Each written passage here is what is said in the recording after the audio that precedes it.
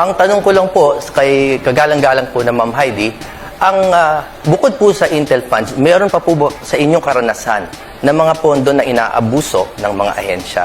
At kung meron po, dapat din po bang tanggalin ang lahat ng pondo na ito? Attorney Bondo, dahil hindi po inaabuso? ito issue ng type of funds. Ito po ay issue ng type of audit. Iba po ang audit ng confidential funds dahil ito nga po ay cash advance at hindi po nakikita ang mga supporting documents. Maaari po ba ako mag-respond? Kasi palagay ko oras ko pa po yun at naputo lang po.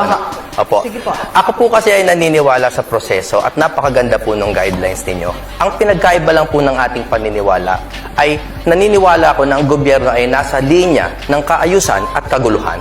Kaya ang lahat po ng ahensya kahit papano ay may kinalaman sa national security.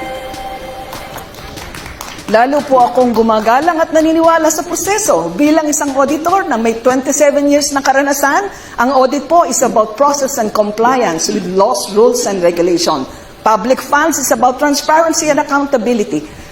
Subalit hindi ako nag-agree na lahat ay may relasyon sa national security. Graduate po ako ng National Defense, medyo po napag-aralan namin yan, at tatayo po ako na kailangan pag-aralan sino ang entitled sa confidential intelligence funds.